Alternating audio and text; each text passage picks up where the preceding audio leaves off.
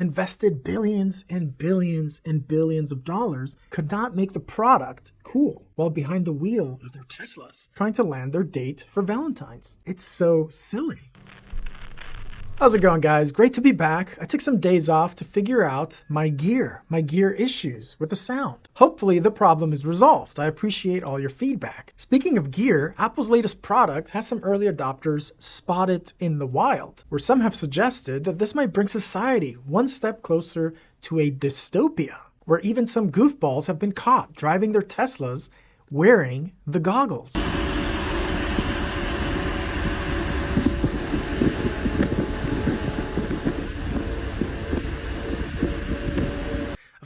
Behind the wheel of their Teslas. What else would they be driving? So the Vision Pros going from $3,500 to $4,000 don't come cheap. They're talked about as a mixed reality headset, which is actually a pretty awesomely appropriate name, considering it has shown up in movies and TV shows, which is very interesting. So now these $4,000 goggles are available for anyone to buy. Apparently in the future, everyone will have 4K to blow on a set of goggles, which seems a little silly. So maybe, once again, The Simpsons have predicted the future.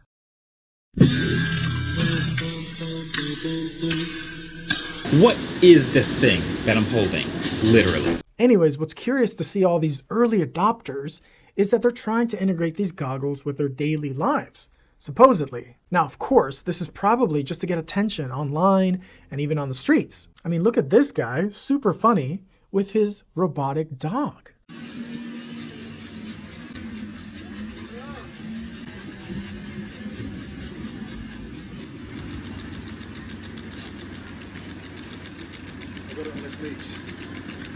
And then there's this goofball who was pulled over while wearing his goggles in his Tesla and did not take them off. Now that is a very proud techie. See, there's really nothing safer than driving around a 3.5-ton vehicle while you're wearing goggles and playing your video game, or sending a message and an email to somebody, probably trying to land their date for Valentine's.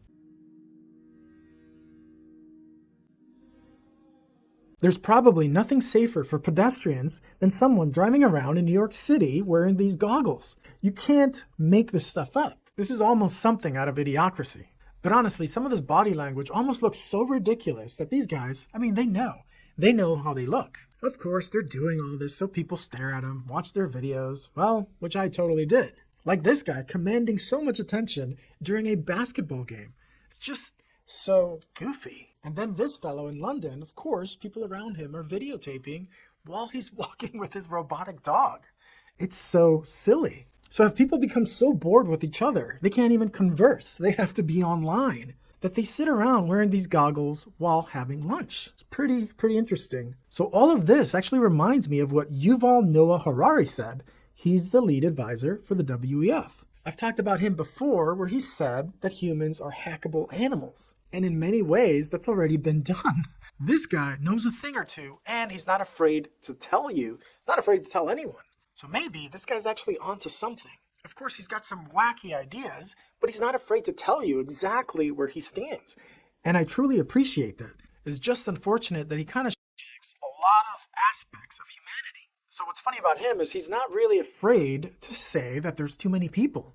Basically, the concept of overpopulation, where he's asked during an interview, what should society do with all this overpopulation? He bluntly says, drugs and video games. You can't get more clear than that. Okay, so that's where he stands. And actually, I saw a movie called Ready Player One by Steven Spielberg, which was really interesting because in the movie, all the peasants essentially are living in the metaverse, this kind of mixed reality with similar goggles to the Apple Vision Pros. Now, what's interesting about the movie is that a lot of the wealthy were living in the real world. They're the ones in control. From fairly reasonable to maniacal overlord. But for the peasants, the real world was just too depressing. Get ready for the field of real, the field of real. So this alternate universe was kind of used like an opiate for the masses. Very interesting, which is kind of what Yuval Noah Harari's getting at.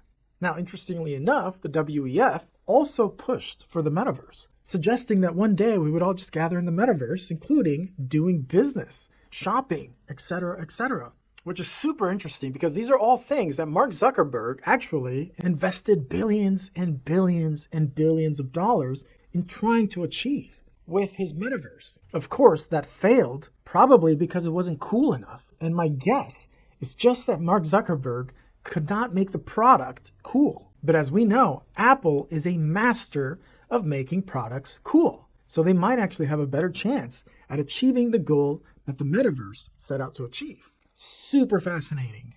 Yuval has also said that we have become gods in the sense of creating things, which is probably why people are so fascinated with certain technology. Like the guy with the robotic dog. Why the heck would you want a robotic dog when you can go out and rescue a dog? Granted, you got to clean up after it, but nonetheless, there's like this narcissism that some humans have with some aspects of technology where we are the gods because we can create things. Of course, the things we create break down every couple of years. Of course, the things we create just can't measure up. So all of this is super interesting to me.